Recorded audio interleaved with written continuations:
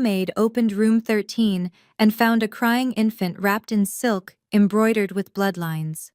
The Vampire King had searched every safe house in 7 cities for his missing heir. What no one knew, the baby's mother had hidden him in the one place immortals never looked, a human budget motel. Now the maid held the key to a war she didn't understand. Now please take a moment and subscribe to our channel and comment where you are watching from and what time is it. It is always fascinating to see where these stories get all around the world. Thank you. Maya Chen had cleaned room 13 at the Budget Star Motel exactly 417 times in the past 3 years. And never once had she found anything more interesting than a half-empty bottle of cheap whiskey or a Bible with highlighted passages about redemption. So when she pushed open the door at 11:47 on a rain-soaked November night and heard the thin wail of an infant crying, her first thought was that someone had left a television on, except the room was dark except for the bedside lamp, and the sound was too raw, too immediate, too real to be coming from speakers. She stood in the doorway with her cleaning cart blocking her escape route, one hand still on the handle, and stared at the bundle of fabric on the bed, crimson silk that seemed to glow under the weak yellow light. And the crying intensified like the baby knew she was there and was begging for help in the only language it possessed.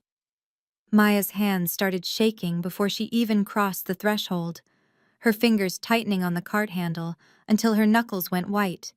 Because this was not in the employee manual. This was not something she knew how to handle. This was the kind of situation that people like her, people who kept their heads down and their paychecks coming, were supposed to avoid at all costs. She forced herself to step inside anyway, pulling the cart in behind her and letting the door swing shut with a soft click that seemed too loud in the cramped space. And as she approached the bed, she could see the silk was old, antique maybe, embroidered with what looked like tree branches spreading across the fabric, in threads so dark they were almost black, and tangled in those branches were names written in a script she didn't recognize, names that seemed to climb and spread like a genealogy chart, except these lines were marked in what looked disturbingly like dried blood. The baby was wrapped tight in the center of all those names, just a tiny face visible above the folds of silk, skin so pale it looked almost translucent. And when Maya leaned closer, she could see the chest rising and falling in shallow breaths that seemed too slow, too faint, like the baby was barely holding on to life.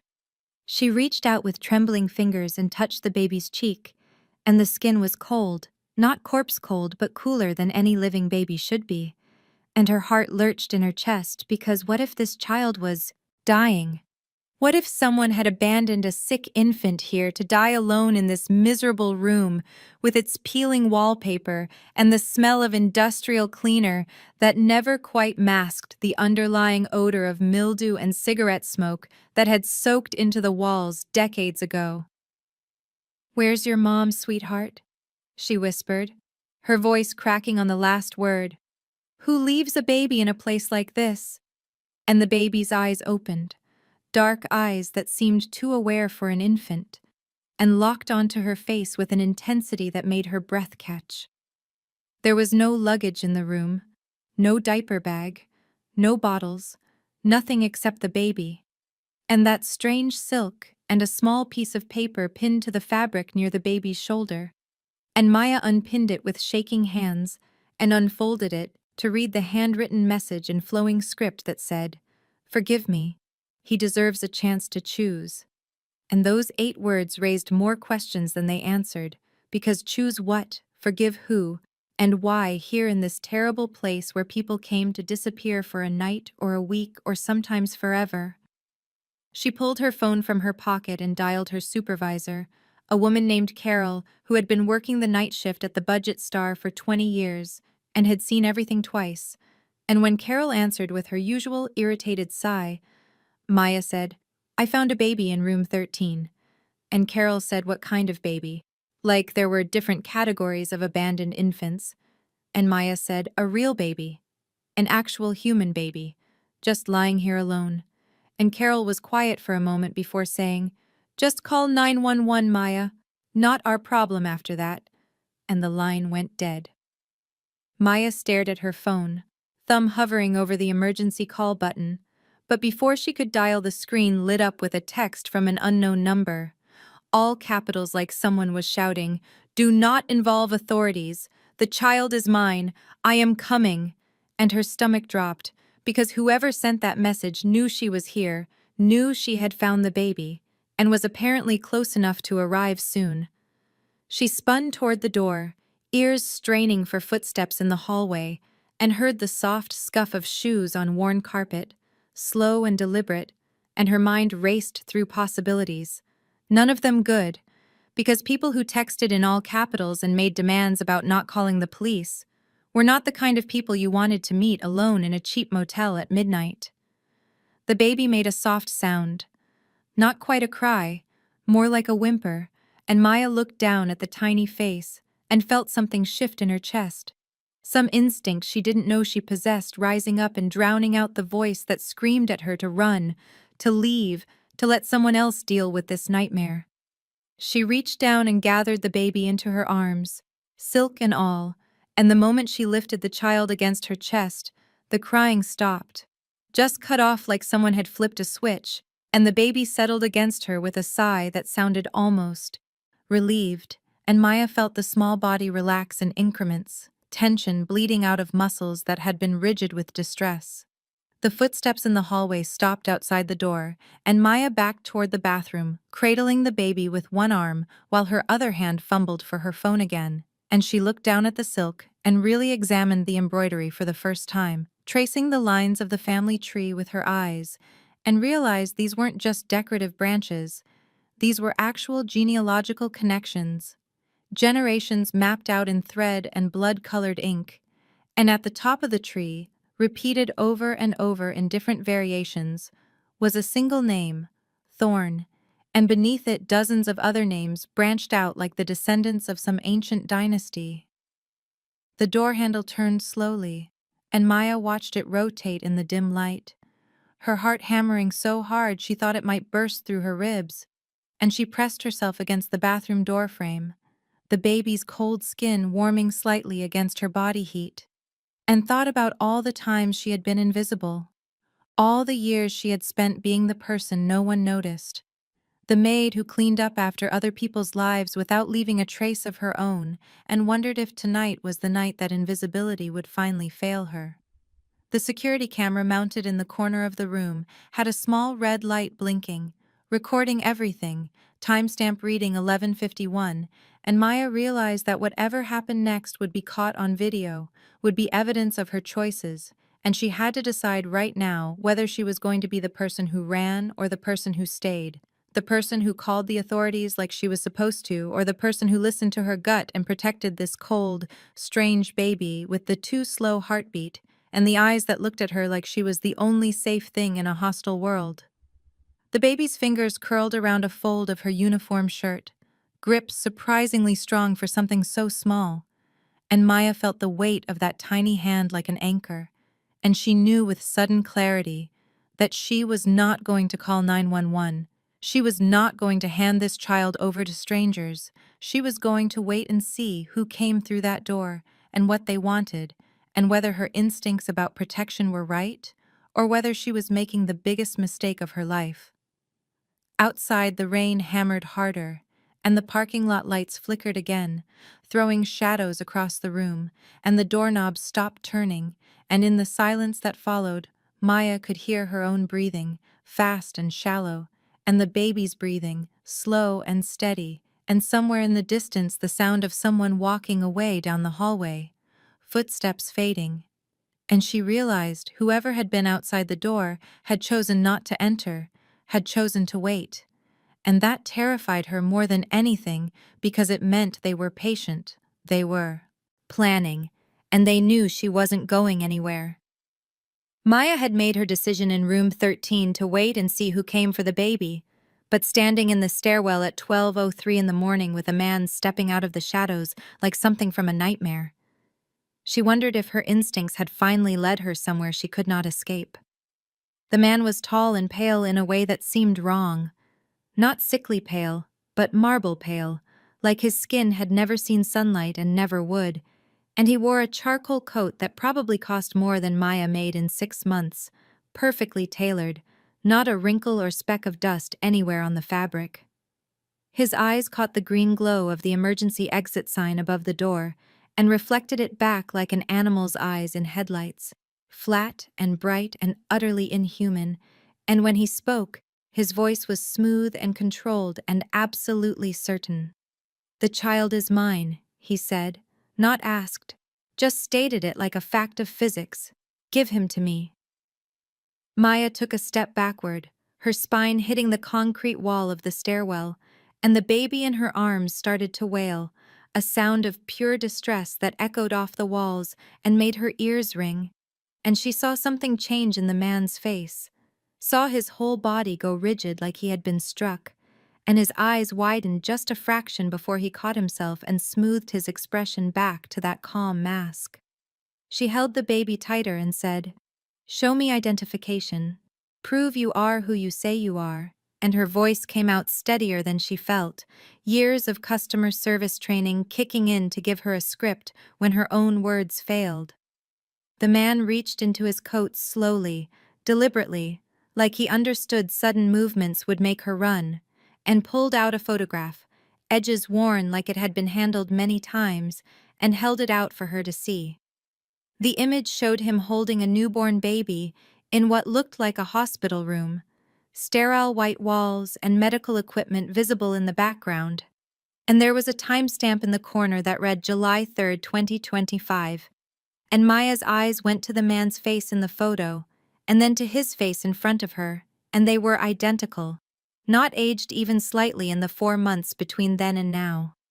She looked back at the photograph and noticed something that made her stomach turn over. Noticed that behind the man in the image, there was a window, and in that window, she could see the reflection of the baby and the hospital bed and the IV stand, but no reflection of the man himself, just empty space where he should have been. The baby's wailing had settled into hiccuping sobs, and Maya looked down at the tiny face and then back up at the stranger and said, "I am not giving you this child without legal verification, without police involvement, without something more than a photograph that proves exactly nothing except that you knew this baby existed 4 months ago."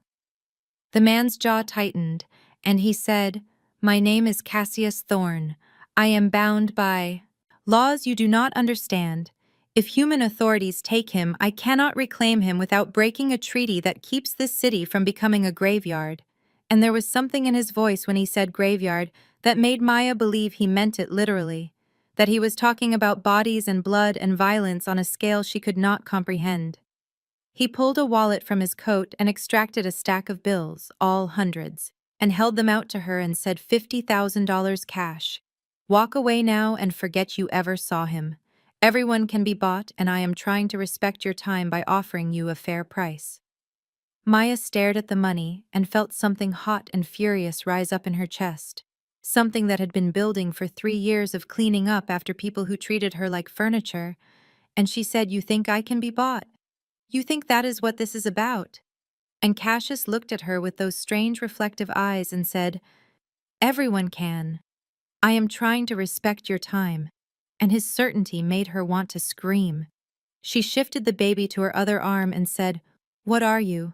Because that seemed like the question that mattered most, the question that would explain the missing reflection and the too pale skin, and the way he moved like gravity affected him differently than it affected normal people. He did not answer directly, just said, "I am his father. That is all that matters." But before Maya could respond, the baby made a soft sound and reached out one tiny hand toward Cassius, fingers grasping at air, and Cassius went very still, and then slowly, like he was afraid of breaking something precious, extended his index finger toward that reaching hand. The baby's fingers closed around Cassius's finger and held on, and Maya saw Cassius's hand tremble, saw his whole arm shake with some emotion she could not name, and he closed his eyes for just a moment and took a breath that sounded like pain. First tactile contact in 127 days, he said quietly, more to himself than to her. I thought him dead. I thought I had lost everything. Maya felt her certainty crack, felt the absolute conviction that this man was a monster start to splinter into something more complicated, because she could see his hands shaking, and she could hear the grief in his voice, and the baby was holding on to him like he recognized something, some biological connection that transcended logic. She said, I will go with you to verify your claim, but I am calling a friend to track my location. If anything happens to me, someone will know where I went. And Cassius opened his eyes and looked at her, and nodded once, and said, That is acceptable. They walked to the parking lot in silence, Maya carrying the baby wrapped in his strange silk, and Cassius walking beside her with his hands in his coat pockets. And when they reached his car, it was a black sedan that looked expensive but not ostentatious, clean lines and dark windows, and Cassius opened the passenger door for her like this was a normal evening and not the strangest night of Maya's life. She settled into the leather seat with the baby in her lap and noticed there was no GPS unit on the dashboard, no phone mount, no evidence of modern navigation technology. And when Cassius started the engine, classical music began to play, harpsichord and strings, baroque compositions that sounded like they belonged in a museum. He drove exactly the speed limit, through empty Portland streets, never accelerating through yellow lights, never taking corners too fast, moving through traffic laws, like someone who had memorized rules but did not feel their purpose. Maya watched the bridges slide past outside her window, lights reflecting on the Willamette River. And she said, Why is the mother not here? Where is she? Cassius's jaw tightened, and his hands flexed on the steering wheel, and he said, Alara died protecting him. The people who killed her wanted to use Nikolai as a weapon against me. She hid him where I would never think to search, among humans I had never noticed. You did not notice a whole motel, Maya said. And Cassius glanced at her, and there was something almost like respect in his eyes when he said, I did not notice you either. That was her genius. They drove through the Pearl District and pulled into an underground garage beneath a building that was all glass and steel and modern luxury, and Cassius parked in a spot marked reserved and led Maya to an elevator that required a keycard to operate. The ride up was silent, except for the baby's soft breathing and the mechanical hum of cables. And when the doors opened, they stepped directly into a penthouse that made Maya catch her breath despite herself. White marble floors stretched in every direction, reflecting the floor-to-ceiling windows that showed Portland spread out below like a constellation of lights. And the furniture was minimal and expensive, all clean lines and neutral colors, and the whole space felt cold and sterile and unlived in, more like a museum exhibit than a home. A man emerged from a side hallway, older than Cassius by appearance, maybe 60, wearing a suit despite the late hour, and Cassius said, This is Gregor, he handles administrative matters. And Gregor nodded to Maya with the kind of polite distance that suggested he had seen many strange things and this barely registered. Gregor gestured to a glass table where several documents were laid out in neat rows, and he said in an accent Maya could not place, We have prepared the necessary paperwork for your review, birth certificate for the child, death certificate for the mother, and the custody agreement executed before her death. Maya shifted the baby to one arm and picked up the birth certificate, saw Nikolai Alara Thorne written in careful script, date of birth, July 3rd, 2025, and the paper had all the right seals and stamps, but something about it felt wrong, too perfect, too exact. The death certificate listed Alara Thorne, cause of death accidental fall from Fremont Bridge, date July 10th, 2025, ruled accidental by medical examiner, and Maya thought about a woman jumping or falling or being pushed from a bridge and felt sick. The custody agreement was longer, dense legal language, and Gregor helpfully pointed to a specific clause and read aloud. In the event of my death, Nikolai must be raised with human connection until age 7, ensuring he can choose his nature. And Maya looked up sharply and said, Choose his nature. What does that mean? Cassius had been standing by the windows looking out at the city, and he turned and said, Elara believed choice mattered more than blood. I am trying to honor that, even though it is inconvenient. And there was something raw in his voice that made Maya look at him differently. Gregor produced another document and said, This is a contract for your services as human liaison for 72 hours. Payment of $100,000 upon completion. Your role is to verify that the child's needs are met according to the terms set forth by his mother, and if you refuse, then Mr. Thorne must surrender the child to Vampire Court, where he will be raised as a political asset. Maya's brain stuttered on the word vampire, on the casual way Gregor said it like it was a normal job title. And she looked at Cassius and said, Vampire Court. And Cassius met her eyes and said, Yes, we exist. We have laws, and this child is valuable to people who would use him to hurt me. I need you to help me keep him safe. The baby stirred in Maya's arms and made a small sound, and she looked down at the pale skin and slow heartbeat, and realized it all made a terrible kind of sense. The cold touch and the strange silk embroidered with family trees and blood-colored thread, and the mother who had hidden her half-human son in a budget motel because she knew the vampires would never look there. She thought about walking away, about going back to her small apartment and her minimum wage job and her invisible life.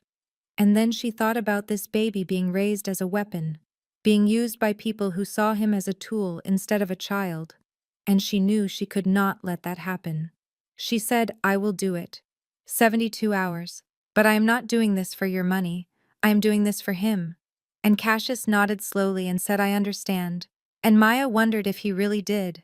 If someone who had lived for centuries could understand what it meant to be powerless and invisible and desperate to matter.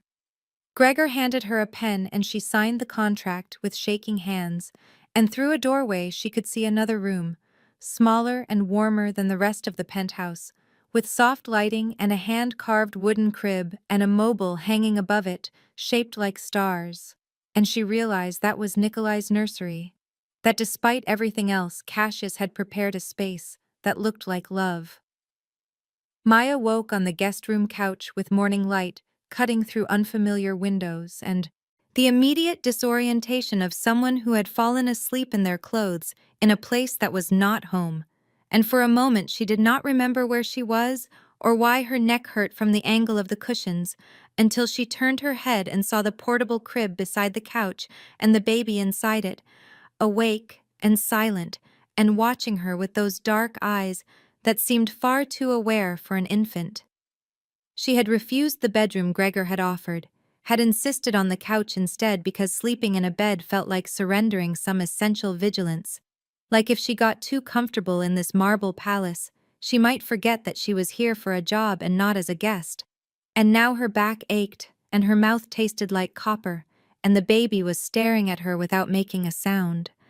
Nikolai, she reminded herself, his name is Nikolai, not the baby, not it.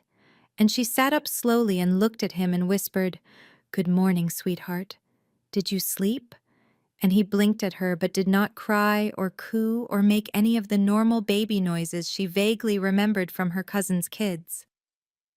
A knock on the door made her jump, and Gregor entered carrying a tray with coffee and what looked like toast, and he set it down on the glass side table and said in his careful formal way that Mr. Thorne was in a council session and would return by noon. And Maya picked up the coffee and took a sip, and tried not to think about what a vampire council session might involve.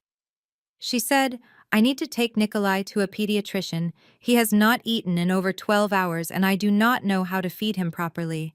And Gregor's expression shifted into something that might have been disapproval, and he said the Vampire King does not require human medical intervention. The child's needs can be managed internally, but Maya cut him off before he could finish and said the contract says human connection. That includes human doctors. Unless you want me to report to whatever vampire court handles these things, that you are already violating the terms. Gregor looked at her for a long moment, and she saw him recalculate something behind his eyes, saw him realize that she was not going to be as compliant as he had assumed, and he said, Very well, I will arrange transportation. Lydia will accompany you for security purposes. Lydia turned out to be a young woman who looked maybe 25 with dark hair and an eager expression, and she drove Maya and Nikolai to a pediatric clinic in northwest Portland in a car that smelled like leather and expensive air freshener, and the whole drive Lydia asked questions about human customs like she was conducting an anthropology study. Questions about why people put bumper stickers on cars and whether coffee really tasted good or if humans just drank it out of habit. The clinic was in a converted house with pastel walls and furniture designed to look cheerful, and Maya signed in under Nikolai's name and sat in the waiting room holding him while he remained eerily still and quiet. And when the nurse called them back, Maya felt her stomach tighten with anxiety about what the doctor would find. Dr. Patel was a woman in her 50s, with kind eyes and efficient hands, and she took Nikolai from Maya and laid him on the examination table and began her assessment with the calm competence of someone who had done this thousands of times, checking his eyes and ears and reflexes, and then she frowned and pulled out a thermometer and took his temperature and frowned harder. "His temperature is 94 degrees, she said, and his heart rate is 40 beats per minute. I need to admit him to the hospital immediately. This child is in medical distress." Maya felt panic slam into her chest, because if Nikolai went to a hospital, there would be questions and tests, and eventually someone would figure out that his blood was not entirely human, and then authorities would get involved. And Cassius had said very clearly that human authorities taking Nikolai would break some treaty that kept Portland from becoming a graveyard, and Maya did not want to be responsible for whatever that meant. She pulled out her phone with shaking hands and texted Cassius, "Doctor wants to hospitalize him. What do I do?" And the response came back in seconds, "Leave now. I will handle the doctor."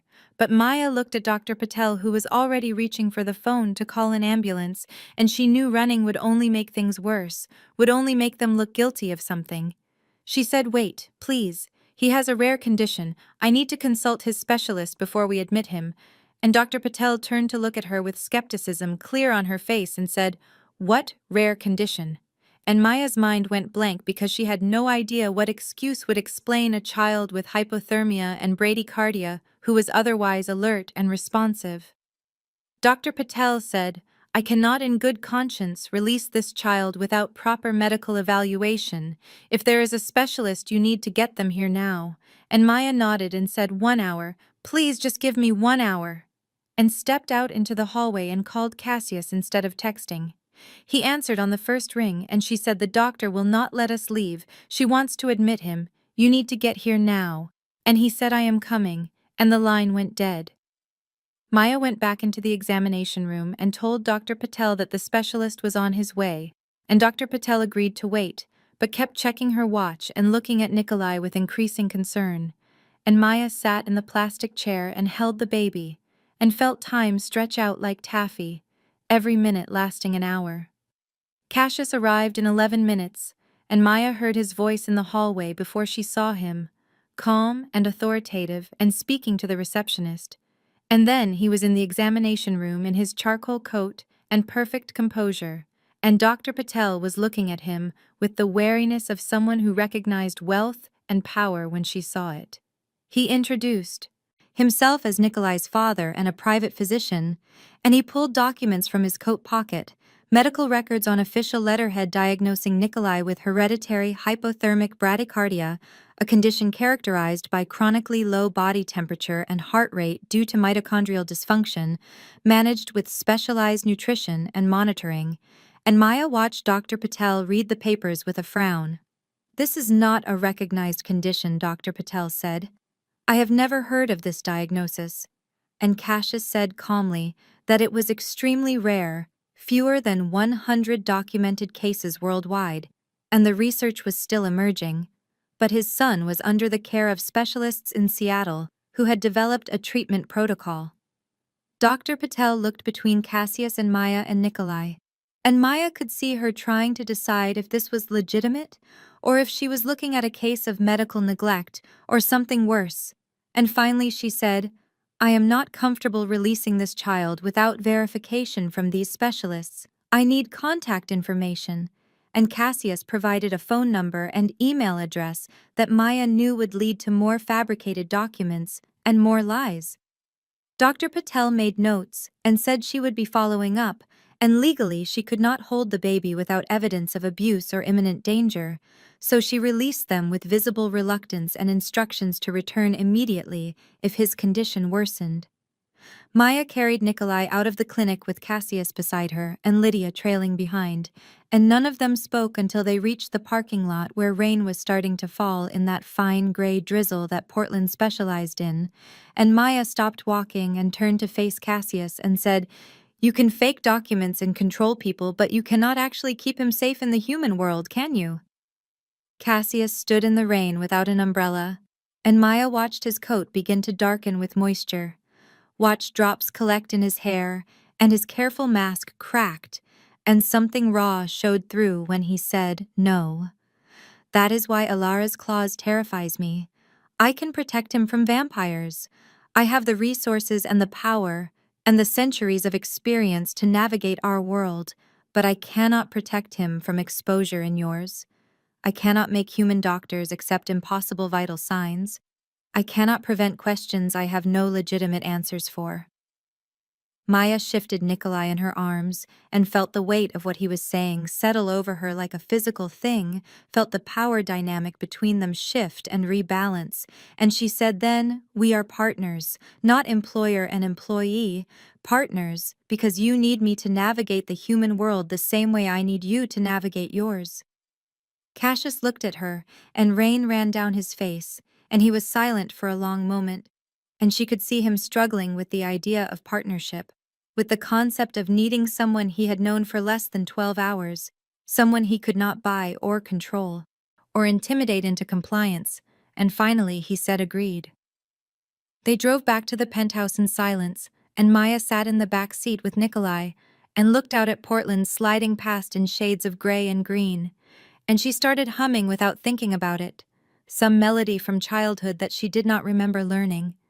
And Nikolai made a sound, a soft cooing noise, that was the first vocalization she had heard from him besides crying, and she looked down and saw him watching her face with something that might have been contentment.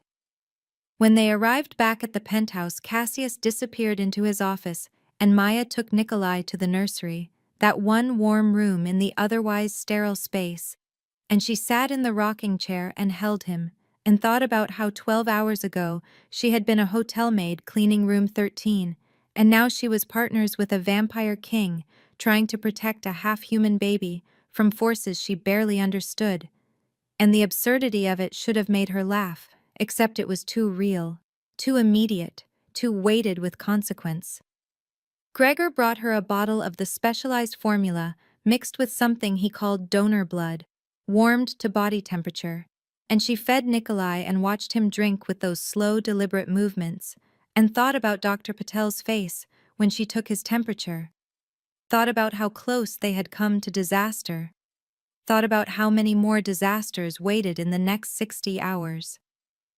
When Cassius finally emerged from his office, he found her still in the nursery, and he stood in the doorway and said, "I underestimated you," and Maya said, "I know," and he said, "I am not accustomed to needing people, to relying on anyone for anything," and Maya said, "I know that too. But if we are going to keep him safe, you need to start learning." And Cassius nodded slowly and said, "Teach me."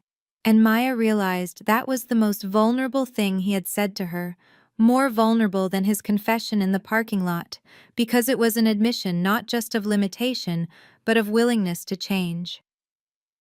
Maya followed Cassius and Gregor into the study at 2 in the afternoon, Nikolai asleep in her arms after finally taking a full bottle of the specialized formula, and she could tell from the tension in Cassius's shoulders that whatever Gregor had to report was not good news.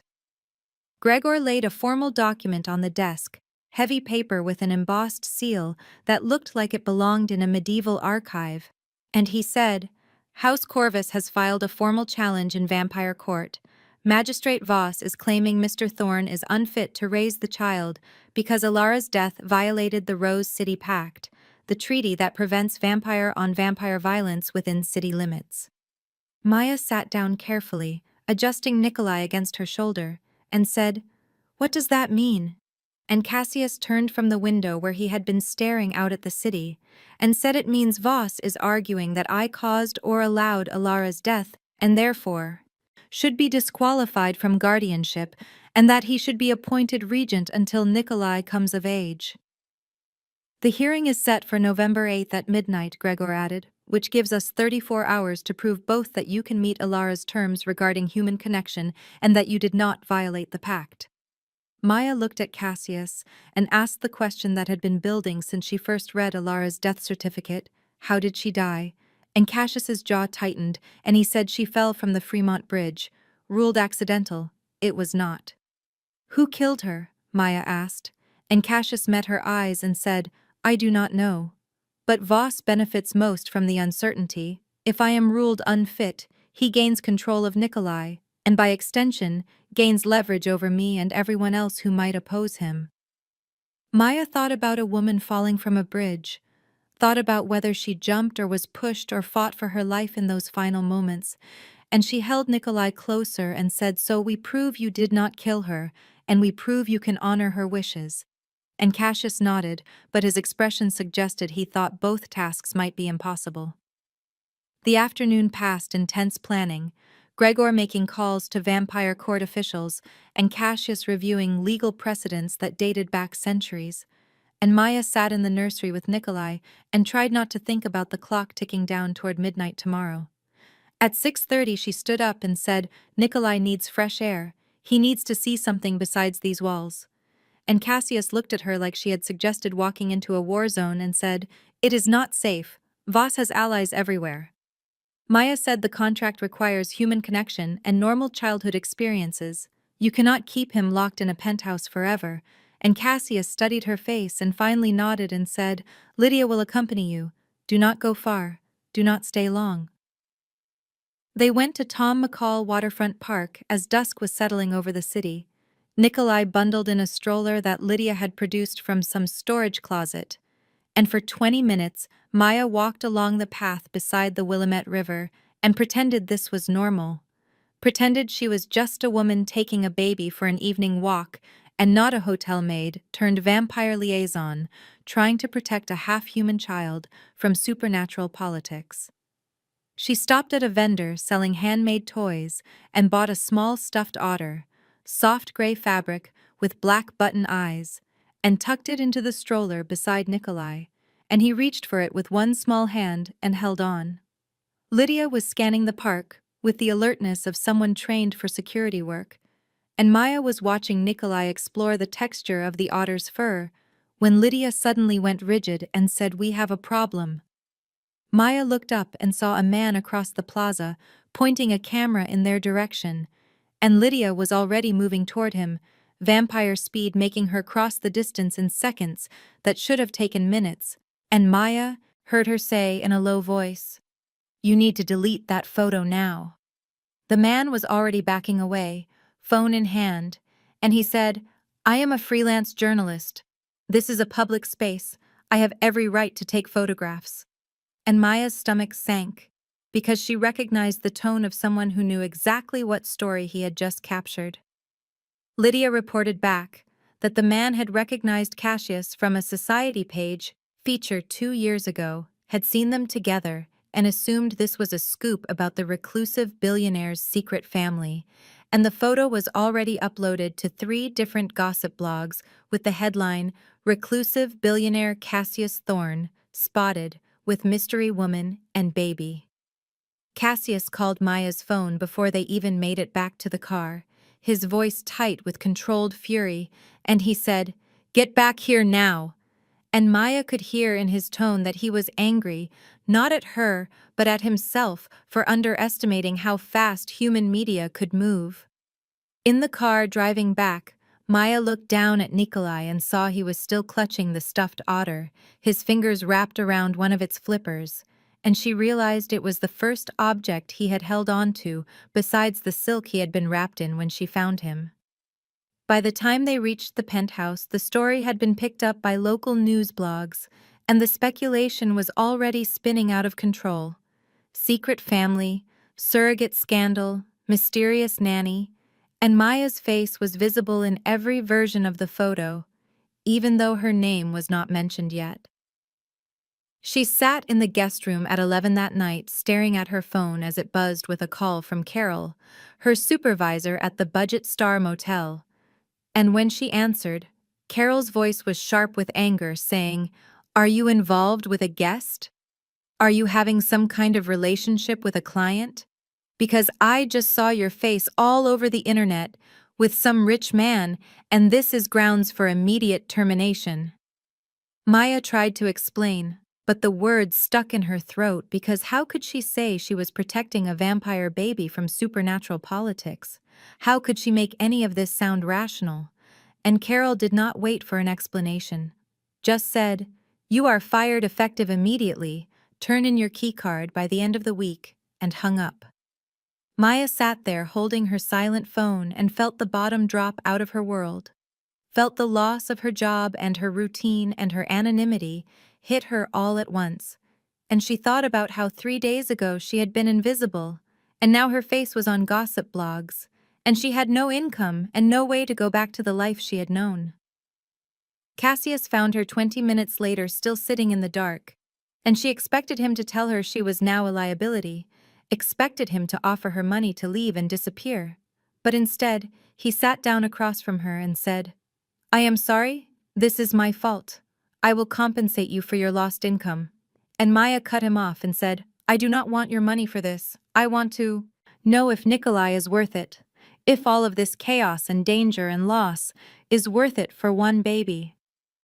Cassius was silent for a long time, and Maya watched his face in the dim light from the hallway and saw something raw and unguarded move across his features before he said, "He is all I have left of her, and he is the only innocent thing I have ever been responsible for in 800 years. So yes, he is worth everything." Maya felt something settle in her chest, some decision clicking into place, and she said, "Okay, then we finish this." And Cassius looked at her with what might have been gratitude or respect or something she did not have a name for. She could not sleep after that, her mind too full of questions and fears and the strange unreality of everything that had happened since she opened room 13. And at 3 in the morning she gave up on rest and walked through the dark penthouse until she found Cassius standing in the nursery, silhouetted against the window with the city lights behind him, watching Nikolai sleep in his crib. Maya stopped in the doorway and asked, "Did you love her, Alara?" And Cassius did not turn, but his shoulders shifted slightly, and he said, "I did not believe I could love until I met her. She was vampire, but she had spent decades among humans, and she saw the world differently.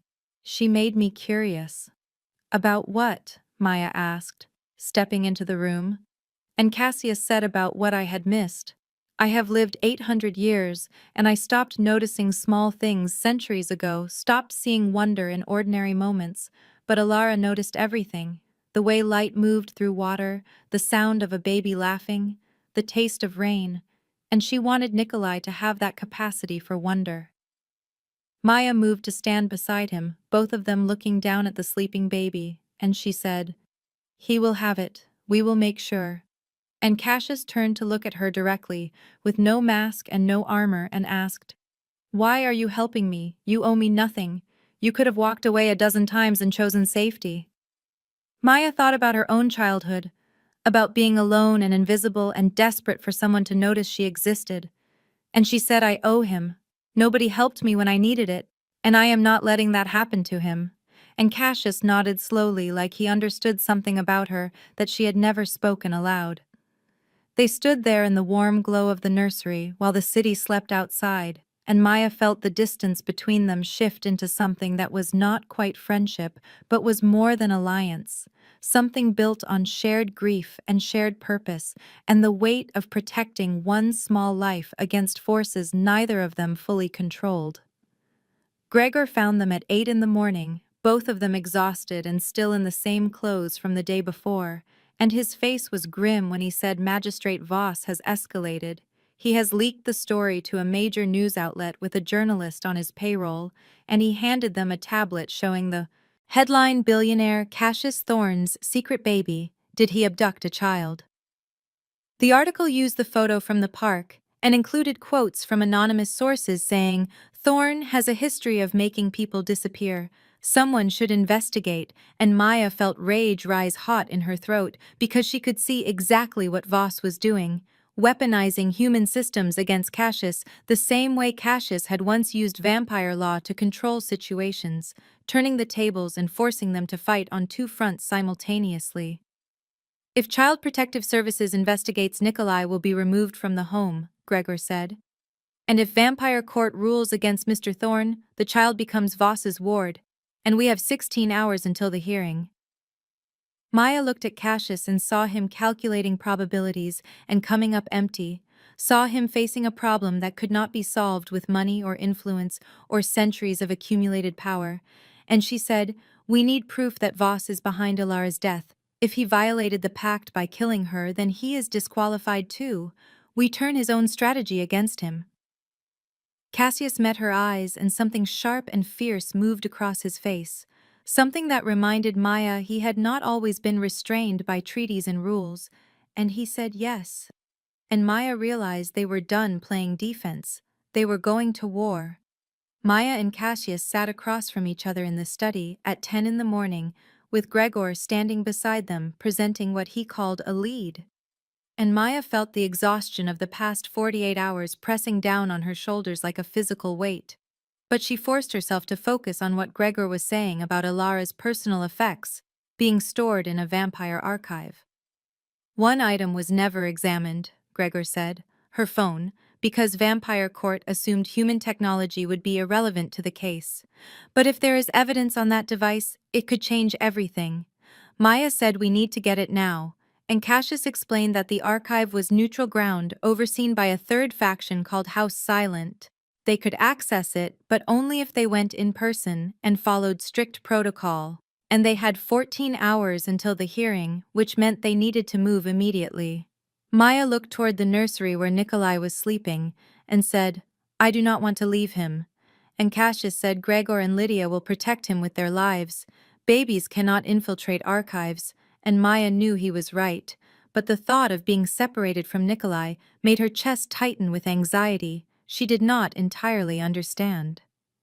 They left the penthouse at noon and drove to the Benson Hotel, a historic Portland landmark with ornate architecture that spoke of old money and older secrets, and Cassius led her through the lobby and down a service staircase that descended far deeper than any normal basement should go, the air getting colder with each step until Maya could see her breath.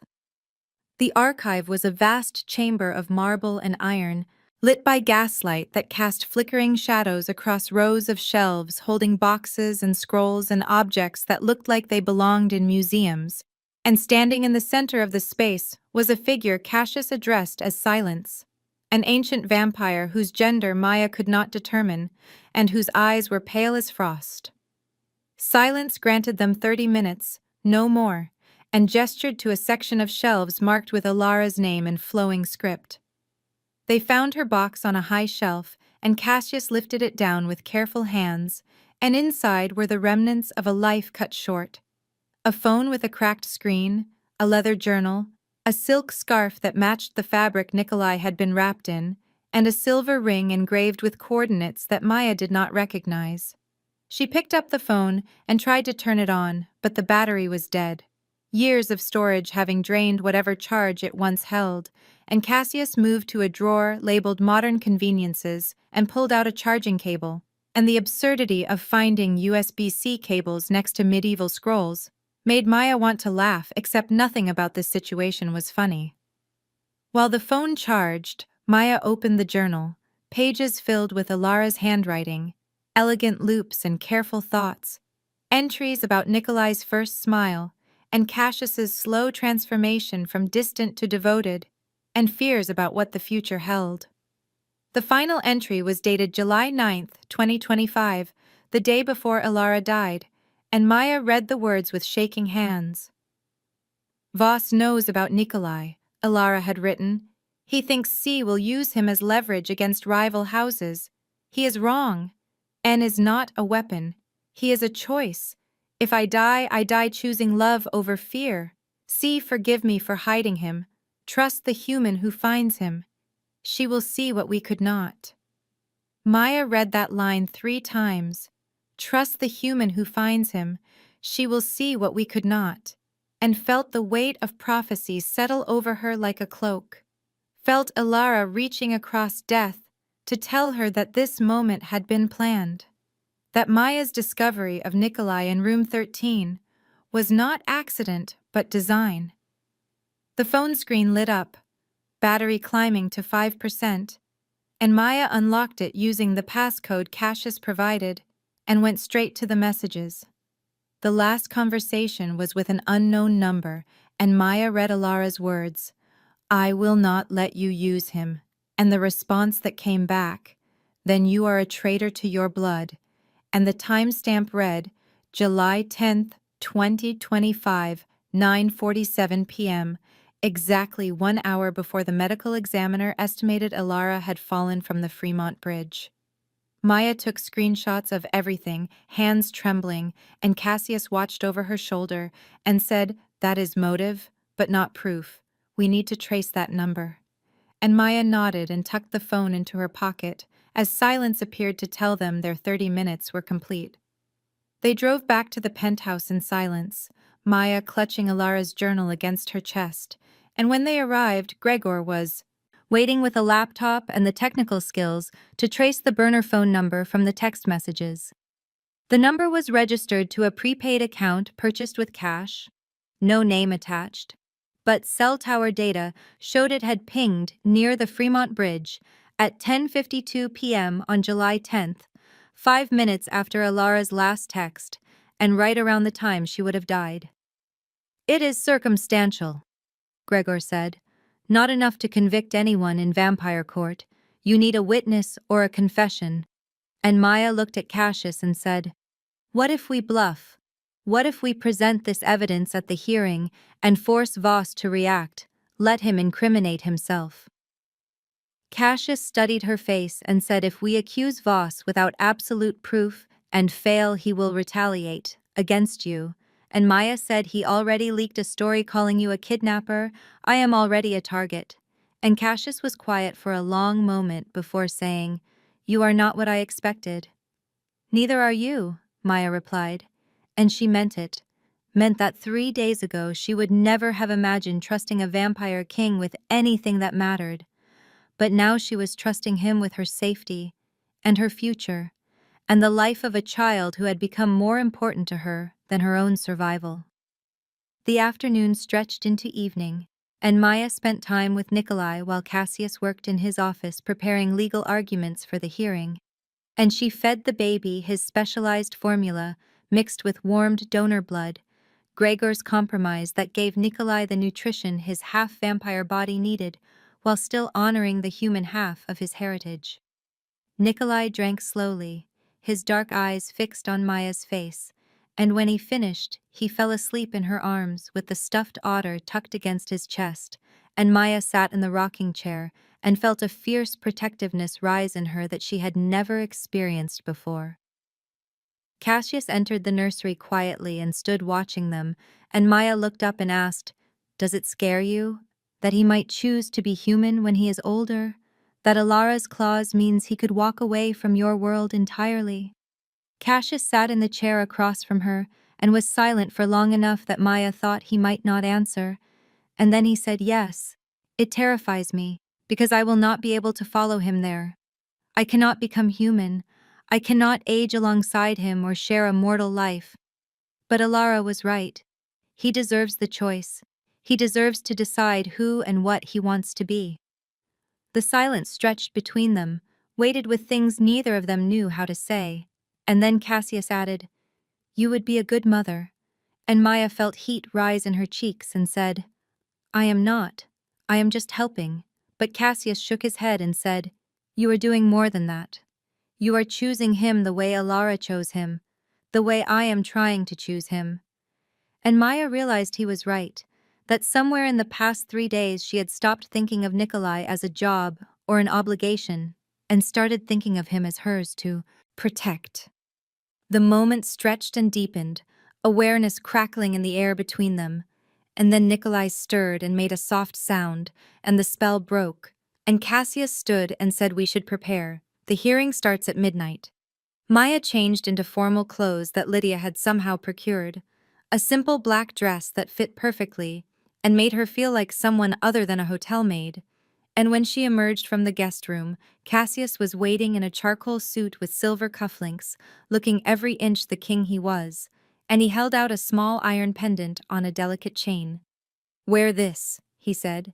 "It marks you as under my protection. If anything happens, the pendant will summon Gregor, and he will get you out." Maya took it and said nothing will happen. And Cassius said, "If it does, I need to know you are safe." And she understood that he was afraid not just for Nikolai but for her, that she had become someone he cared about beyond her utility. And she put on the pendant and felt the weight of it settle against her sternum like a promise. They stood at the penthouse door, and Cassius said quietly, "Thank you, for seeing him, for seeing me." And Maya said, "We are finishing this together." And they left. Pioneer Courthouse was a grand building of stone and history, one of Portland's oldest federal structures. And as they entered, Maya saw that the main chamber had been transformed for the hearing, lit by lanterns instead of electric lights, filled with vampires in formal attire who turned to watch them enter with expressions ranging from curiosity to hostility. Magistrate Voss stood near the front, silver-haired and immaculate in a black suit. And when his eyes flicked to Maya, they were dismissive, like she was furniture or decoration, something beneath his notice. The presiding judge was an ancient vampire named Corinth, who moved with the careful deliberation of someone who had lived millennia, and when Corinth called the session to order, the room fell silent with the weight of ritual and law.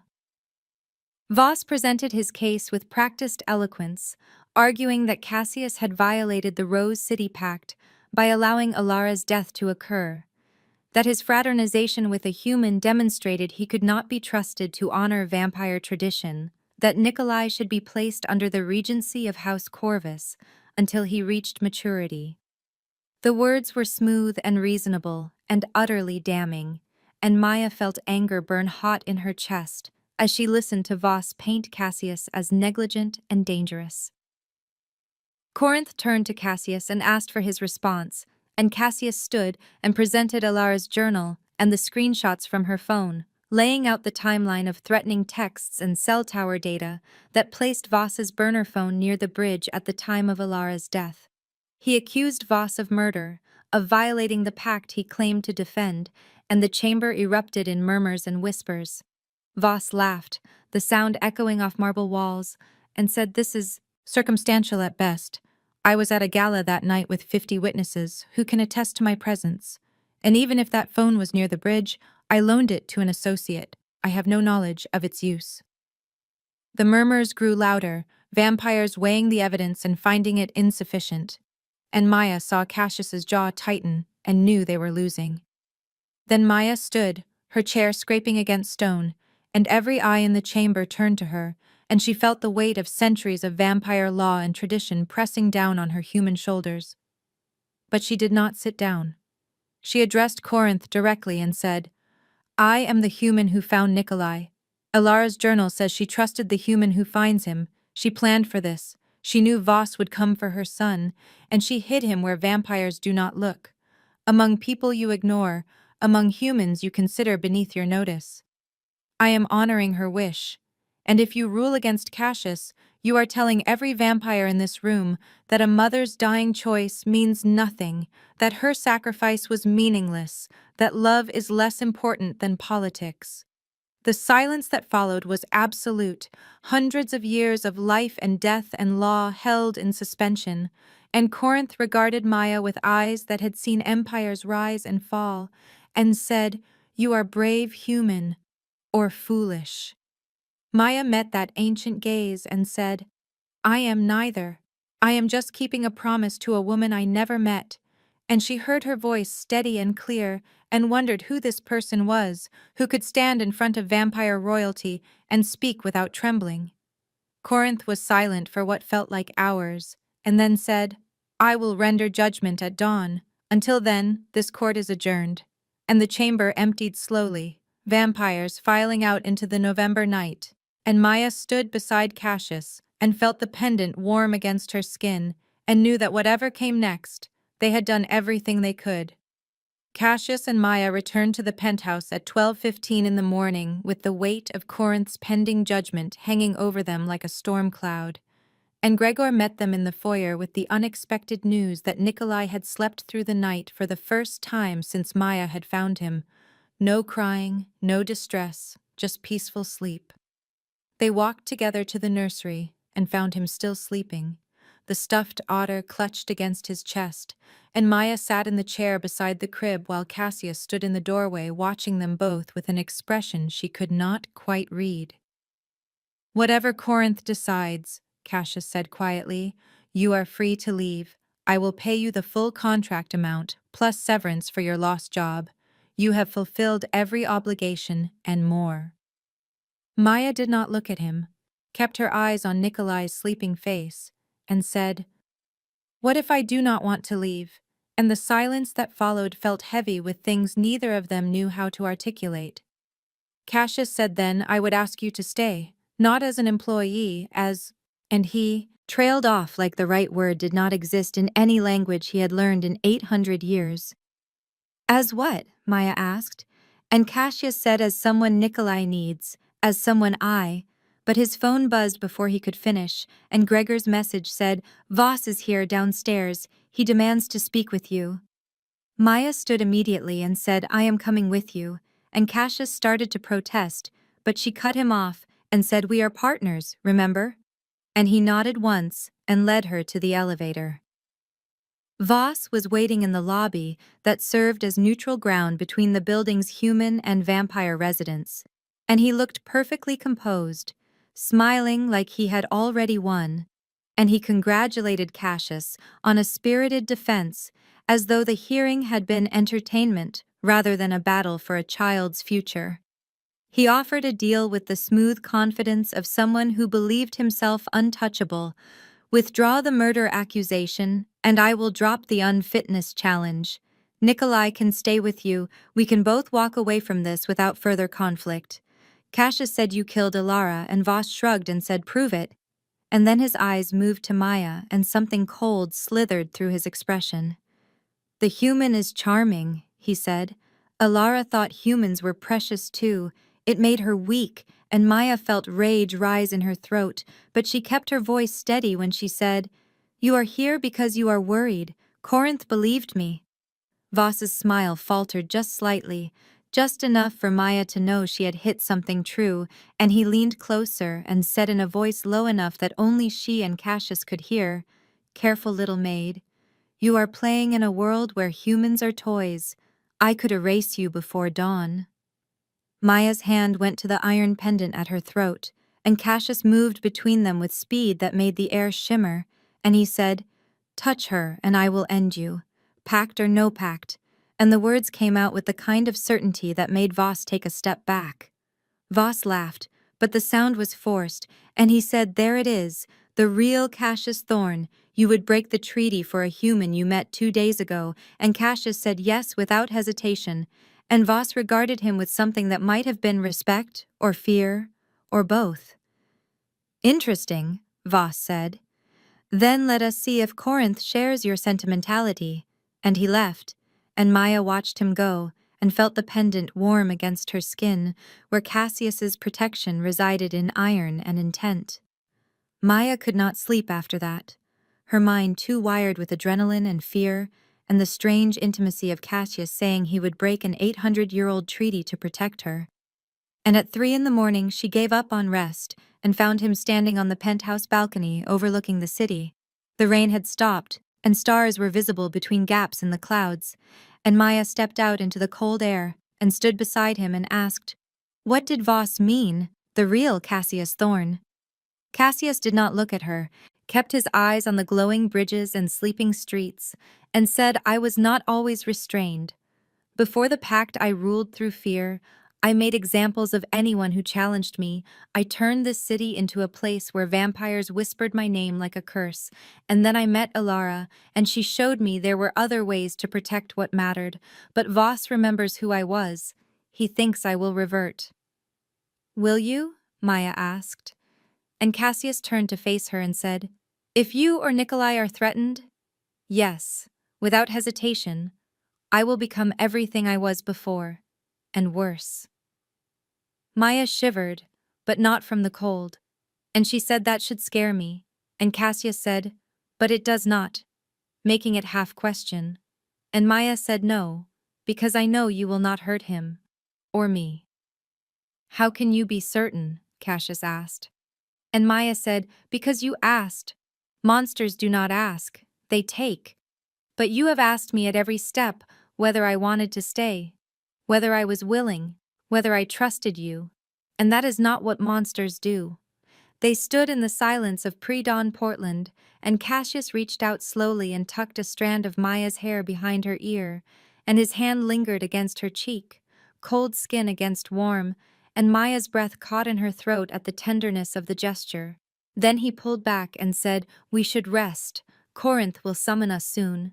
And Maya nodded, but neither of them moved for a long moment, the space between them charged with possibility. Neither was ready to name. Corinth's summons arrived at 6 in the morning, and they returned to Pioneer Courthouse as dawn broke over the city, the sky turning shades of pink and gray that made the old stone building look almost beautiful.